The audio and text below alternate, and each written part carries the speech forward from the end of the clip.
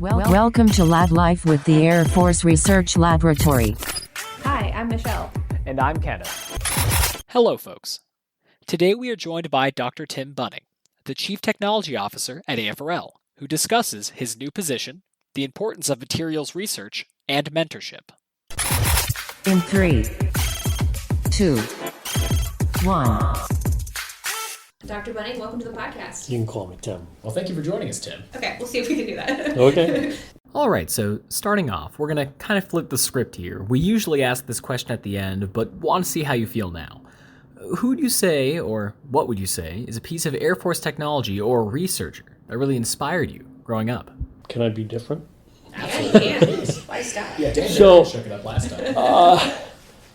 Yeah, so I'm going to tell you, the person growing up, I wanted to be a marine biologist. And so the scientist / engineer who inspired me the most has nothing to do with the Air Force.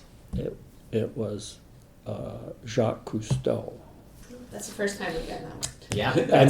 I mean, in a way, you're talking about flying underwater, so maybe it's related to aerodynamics or whatever. But he had such an effect on me. I don't know if you remember you're probably too young, but I mean, there used to be TV shows, and the discovery that he did was phenomenal. But the engineering that he did early in his career in terms of enabling the whole scuba apparatus to be developed and the testing, it just fascinated me. And so I would say that's what, in a way, pushed me into science. And again, it's almost this dynamic tension, if you will. If you really go back and read about him and you really look at him, he had this artist's discovery flavor to him, but he also had this engineering. How are we going to make this submersible work? How are we going to get a better breathing apparatus to enable me to go do the former? And he sort of embodied this. In hindsight, he sort of embodied this dynamic tension in an individual. You know? And so looking back, I always wanted to be a marine biologist. My father, he would say, "Demi, you don't want to become a marine biologist. You can't make any money in there. You need to become an engineer," which I ultimately ended up doing. But growing up, my passion was the ocean. To this day, even though I grew up in New England, and my wife is a massive New England Patriots fan, I am a Miami Dolphins fan because I grew up loving the ocean. And so twice a year there's a war that goes on during NFL season in the house. Oh, yeah.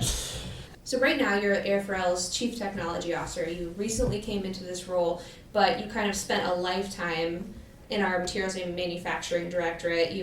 We've heard that you had literally every job there. Can you tell us about that? Sure. I've had almost every job. So I started there as a student and never left, I guess. I always thought I was going to leave.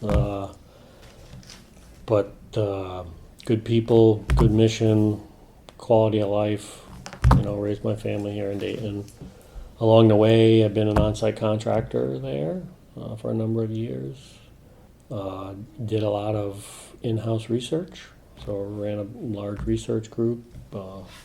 Brought in a lot of people, mentored a lot of people, a number of whom have joined the government and are now the next generation. Had the opportunity to run a big ATD, Advanced Technology Demonstrator Program, so experienced the program management aspect of the lab. Got coerced into being a branch chief for a while, enjoyed that thoroughly. Went in kicking and screaming, came out very, very happy I'd done it. Was that because of, it's different doing the science versus managing the people, or? So the question is why did I enjoy it, or why did I go kicking and screaming? Kicking and screaming. Because I always consider myself a scientist, and I loved being in the lab. I loved working with my research group and, pushing the state-of-the-art forward and mentoring and all that. And then you think of a branch chief job, you think of a manager, and I've never really thought of myself as a manager. I've always wanted to be thought of as a leader, but you learn a lot when you go into one of those supervisory roles, how to interact with people, you realize there's a role for everyone, and the key is, I liken it to a jigsaw puzzle where the pieces are moving, so the picture's constantly changing. A good supervisor can figure out where to move and rotate people to fit in. Been a division chief, so second level supervisor. Enjoyed that job thoroughly. Again, sort of, I don't want to say coerced, but sort of coerced into it. We were undergoing a reorg, and so had a new division with pieces from other divisions. So I liken it to the Brady Bunch. So I really had two halves, two different cultures that came together in this new division. A lot of challenges, a lot of fear, a lot of anxiety when it happened, but did that for 3.5 years and just thoroughly enjoyed, building, enabling a new singular culture. Been what's called a CTC leader. There are 40 core technology competencies across the lab, so I've done that. And then, my recent stint, 5 years as chief scientist. I have not been the director, so the SES position, although I will say that in my 5 years as chief scientist, I've had 5 directors. And so I'd like to think that I was working with each one of them, and in the transition, you sort of pick things up as we go forward. So yeah, I've had just about every job there. I'd like to joke that I haven't been able to keep any of them, and I just keep moving on. So yeah. In this case, that's a good thing. Absolutely, yeah. Yeah, it gives you breadth. Comes at the expense of depth. Never planned to do any of them, sort of always just fell into the job. It's what I try to tell the younger generation these days in terms of that they're looking for what I would call the yellow brick road. How do I get from point A to point B in the shortest period of time? And if I look back at my career, I never knew and could never say I was going to be this, I was going to be that, I was going to be this. You just sort of work hard, do high quality work, have integrity, and opportunities will find you. I'm a firm believer in that, rather than plotting out on some time frame that you're going to be X, Y, and Z. Because you actually started as a chemical engineer, is that correct? That's what my degrees say I am, yes. So. What kind of science, when you were a little bit closer to science, did you do in the lab? Yeah, so I would say I'm a soft matter expert. Expert's probably too strong a word. So my background is in polymers and in liquid crystals. Liquid crystals are the really small molecules that are in like your laptop LCD displays, liquid crystal displays. My career has really been around mixing polymers, so plastics and liquid crystals in unique ways to enable unique, I would say, stimuli responsive material. So materials that will respond to an electric field, materials that will respond to temperature, materials that will respond to an optical field, so a laser beam. So done a lot of what I would call structured property relationships in my career. A lot of, I wouldn't say I'm a chemist, but a lot of formulating of systems and then doing the optical and solid state characterization using things like microscopy, electron microscopy, etc. So what is I can't say it. Electron. So instead of using photons to image, you use electrons to image. There's various classes. Essentially, it allows you to look at things at a much smaller scale. That is very cool. So you can get down into the nanometer resolutions or atomic by atomic. But so yeah, the bulk of my career has been spent. We had a great group of people. We had a solid state physicist. We had a photochemist. We had for lack of a better term, an optical engineer. And then I was the materials guy that went and took what we made in the lab and tried to figure out what we had made from a physical perspective. So going back to when you were in school then, I know you mentioned you started here as a student. Yes. Was your plan always to work with materials in the Air Force, or what was your aspiration back then? No, I was lucky. My PhD research was funded by an AFOSR fellowship. It was a 3-year fellowship. I was lucky enough to be awarded one. 1 year, they awarded 25 a year back then. And as part of that, I had a sponsoring lab. So I was in the University of Connecticut. So I had a sponsoring lab. The sponsoring lab was the materials laboratory, materials directorate. So I came out and as part of the agreement, you had to come out and spend one summer with your sponsoring lab. So I came out one summer and just really hit it off with the group. Most students, after their 8 or 10 week summer, went back to their university, and that was really the extent of their relationship with the Air Force. But I hit it off well, so I came out a second summer, and then during that second summer, they said, hey, if you want to come and actually, once your classwork is done, do your research here as part of the larger group, as we try to build out this area, we would be more than willing to, host you. And I thought it was a great opportunity. Definitely. And so I moved out here with my wife in January of 1990. So it's been almost 30 years to the month that I left the materials lab and came down here. So yeah, I spent 2.5 years as a student in the lab. Ironically, my major professor at the University of Connecticut, at the same time I came out here, he left Connecticut and went to the University of North Carolina. So I was going back and forth from here to North Carolina to learn the skills that I needed to do my PhD research.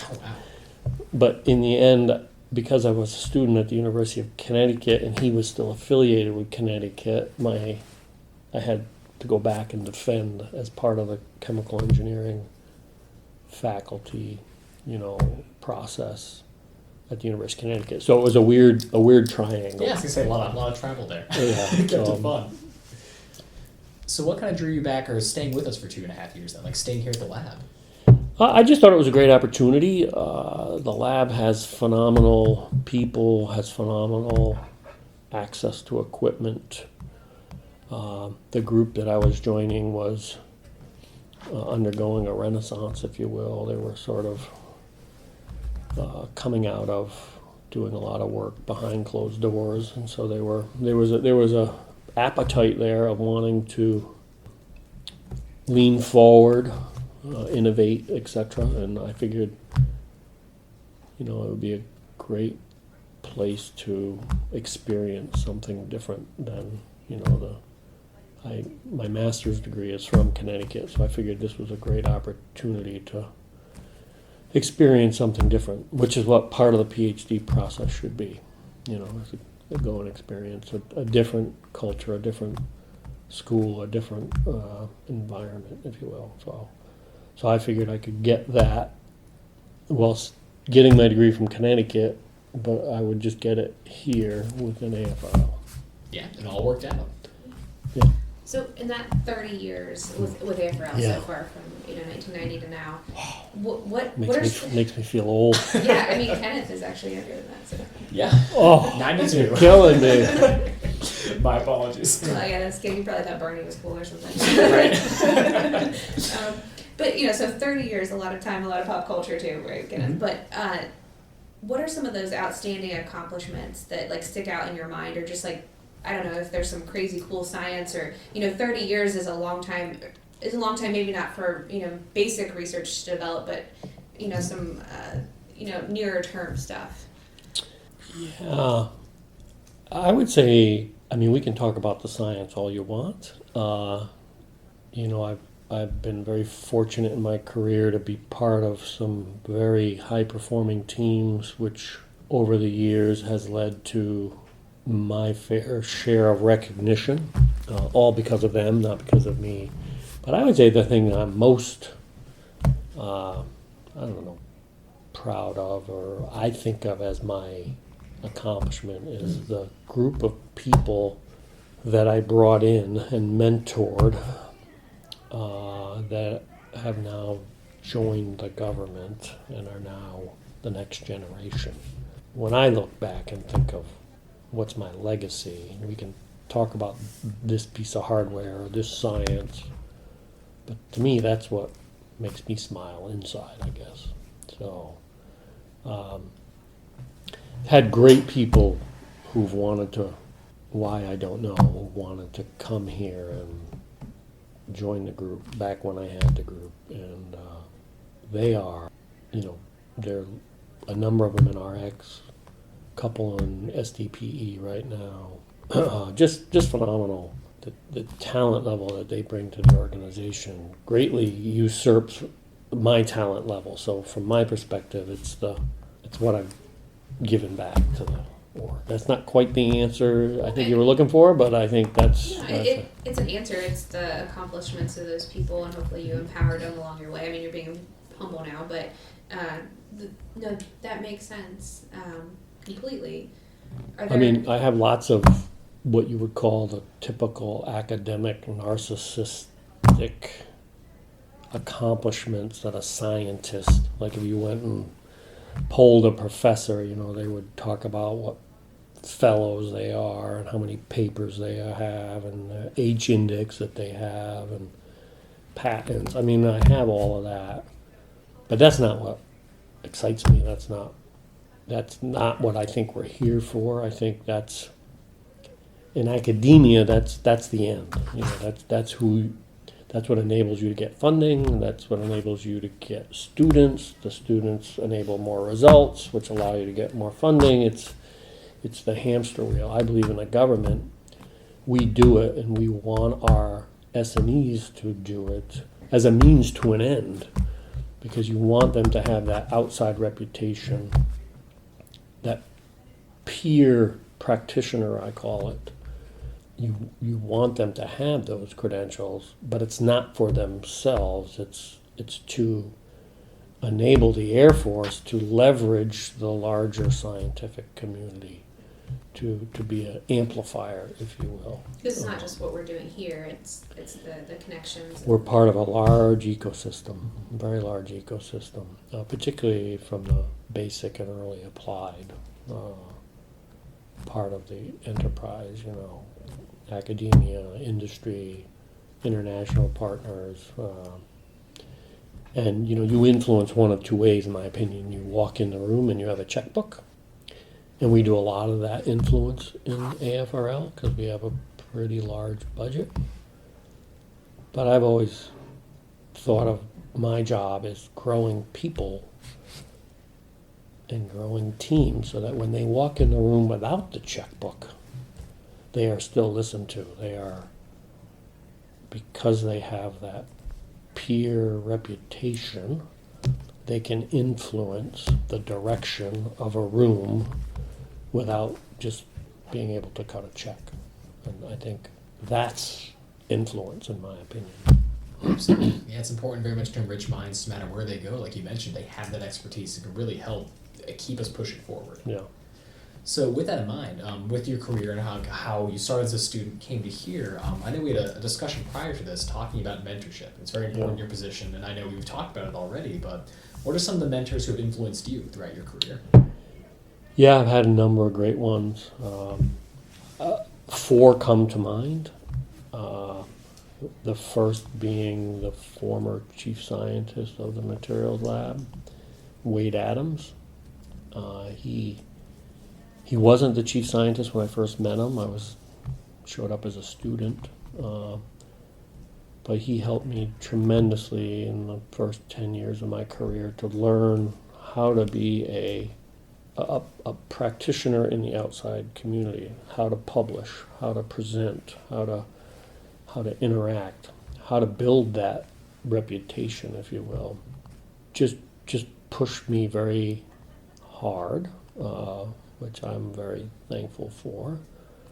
He had a saying which I use with all of my folks, which makes some leaders cringe, but I believe it's what we should be as leaders. And he said, never ask permission, just ask forgiveness. That's your job as a scientist, is to go do. Obviously, safety is important, but always lean forward. Always push the limits. Strategic risk taking, etc.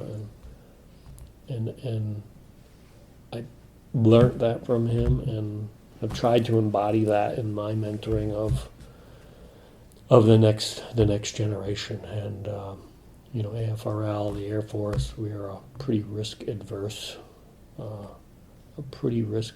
environment, and so I think it's important for our people to know that they have leaders that have their back. Go do good things. You shall get all the credit. If it goes wrong, then I will take the heat as your immediate supervisor, your boss, your mentor, your research leader, whatever the role may be. And so I've always tried to do that. So Wade was, who I would say I became who I am in large part due to Wade. Had a couple of others through the years. One of my early branch chiefs, Pam Schaefer, still in RX, just tremendous attention to detail. Didn't take anything for granted. Crossed every T, dotted every I. And I learned from that the importance of attention to detail, and there are things that you just take time to deal with, and you gotta do it rightly so. And I used to drive her nuts, I think, when I was working for her, but she had tremendous patience and empowered and enabled me. And watching from afar, just learn that attention to detail. Had a former division chief, Bill Woody. He since retired. Just, I would say I learned from him the power of just enthusiasm, true enthusiasm. He was just constantly positive. And I think too many of our leaders today, the only power they have is to say no.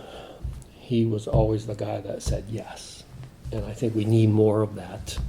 Definitely. You enable people, you say yes. Your job as a leader is to say yes to them, not to say no.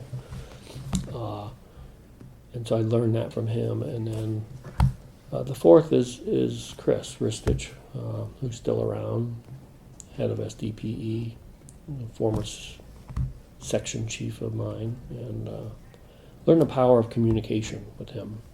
As a scientist, you think you know how to communicate, and there's this mindset you go to when you go to an ACS or an APS or a MSS meeting, but we live in a pretty diverse ecosystem, and the ability to communicate, to understand who you're communicating to, and then to tailor the message to your audience is a skill that I wouldn't say I'm good at, but I tried to learn from Chris because he was just very, very good at it. And it's something, as the chief scientist of RX, I really pushed our folks is to know your audience, learn how to message, keep it simple. Tried to do this in several of our SAB cycles, because we immediately want to get into the weeds and we immediately want to start talking about the details. Yeah.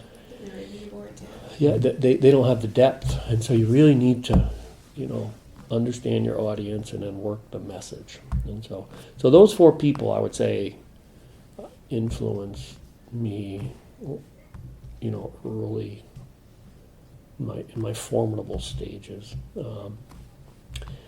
Still have mentors today, still have people I look up to.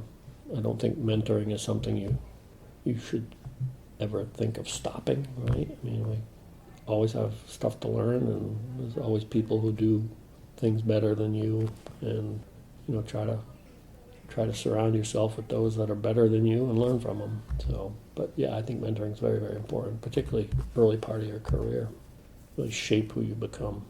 So with that in mind then, let's say some of these, the young workers coming in or the next generation are looking to be leaders and really push things in the lab. What advice would you have for them starting off? Yeah, this gets back to the yellow brick road question.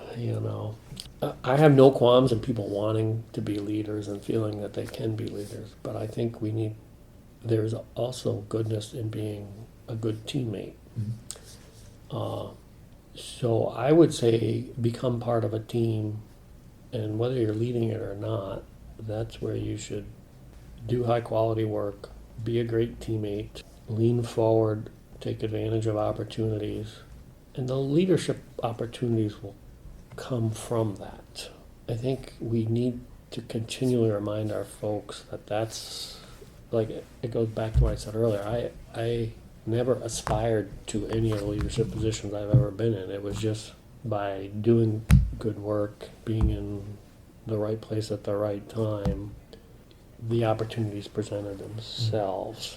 And I think we need to continually emphasize the value of teamwork, and not just the leading of teams, but that being a contributing member of a team is just as important, if not more important.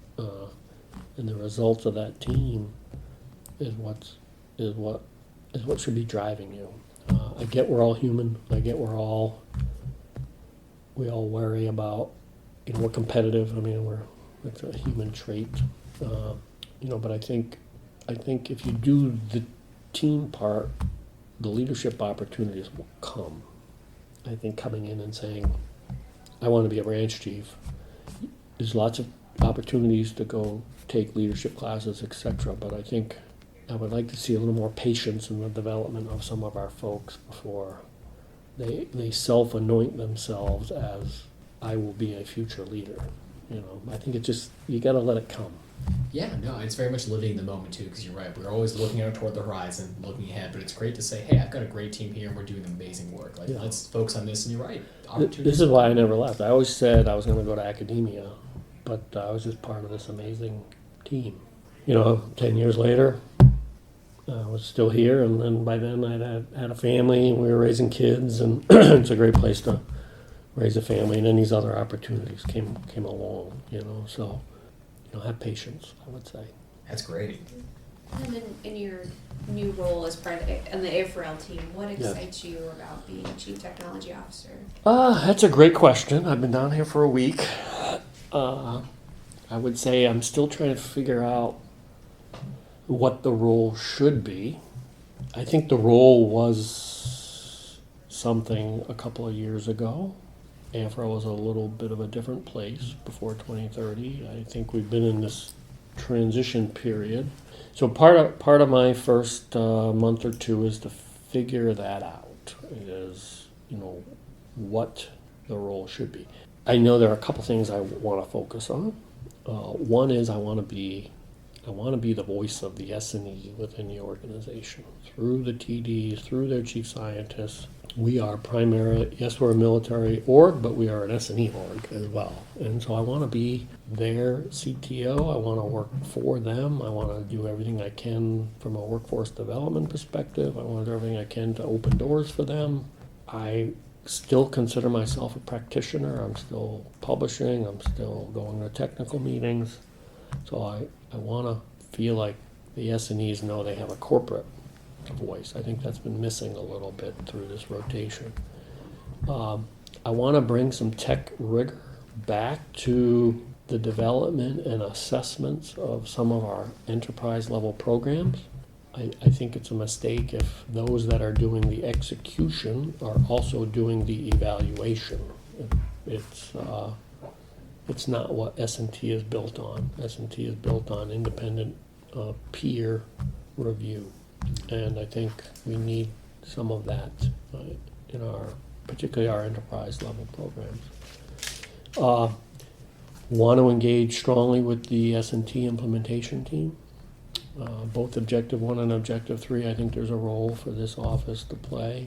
And so I've had several discussions with Mr. Sekulich, and we'll continue to work that. Yeah, for our listeners, that's the Air Force Science and Technology Strategy that was released last April. Correct. And then the last thing is, I think my role is to be an ambassador. So interfacing with the MAGCOMs, interfacing with AFWIC, interfacing with industry, interfacing with academia. So I have a whole series of things, I would call them immersions, and I'm in the process of trying to set up to go and let them know that there's a CTO, a permanent CTO on board. I'm here to help. I'm here to, be the S&T face for the org.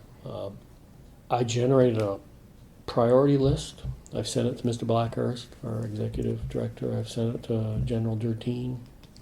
The three of us will sit down and look at that. There's probably enough work for 5 people on the priority list. And so, what I really want to do is sync up with them and make sure the higher headquarters here that we are all working to the same sheet of music and we, our priorities are straight. I haven't done that yet, but that's my goal is to facilitate that. So to go back to how you asked the question, I think the thing that really excites me is just to be the ambassadors for the S&Es. Our S&Es do great things every day. We have some phenomenally talented people working on some things that are very Air Force unique that cannot be done elsewhere. And I think, due to no fault of theirs, we're in this churn with the pivot to a different fight. The Army is in this churn. The Navy is in this churn. The Air Force is no different. And I believe our S&Es feel a little bit under attack. And so my message is to say, keep doing great stuff. Let's figure out how we do even greater stuff, albeit slightly different for the future. And so I'm really excited to go work with them to facilitate that. And a question I want to ask as well, kind of tying a lot of this together. So something you mentioned to us that kind of interested me was this term dynamic tension, especially in terms of leadership. So how does that kind of tie all this together with setting a new position, mentorship, all of it? Yeah, so to me that refers to this balance between you can use different comparisons, but in-house research and program management, tech push and tech pull, 6-1, early 6-2 versus 6-3. There's a book I read called Loon Shots, and they use this term called dynamic tension.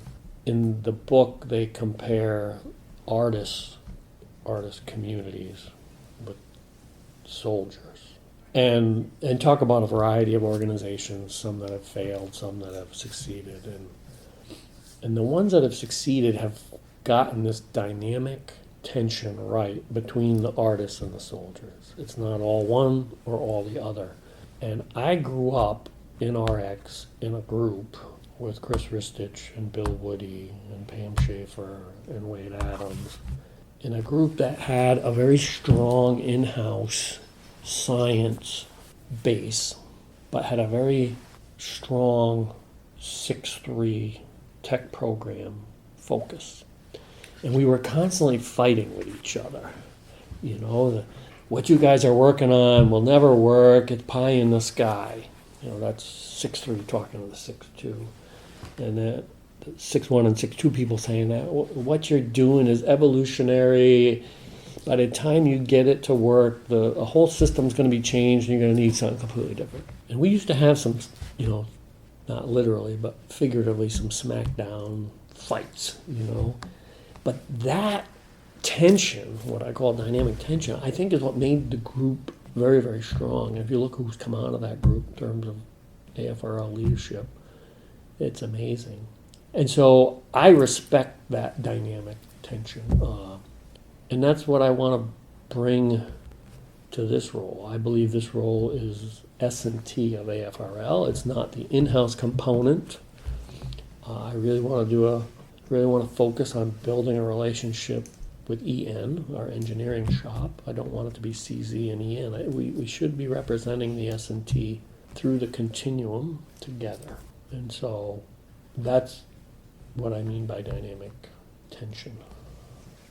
It's important. It has that almost crucible setting where you're right, like really you understand more of the programs because you're helping argue for one side or the other, or caught in it. So I it's mean, powerful. I have an academic narcissist CV, which is based on, some would say, science, but I'm an engineer by training.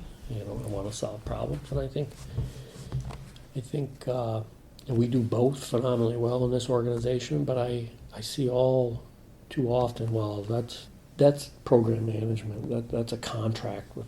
Well, you know, you have to be technically smart to run, you know, a large 6-3 effort properly. And just because they're not in the lab tweaking knobs doesn't mean they're any less technically savvy than the persons who are, and vice versa. And so I think I want to really try to see more homogeneity in how we describe things.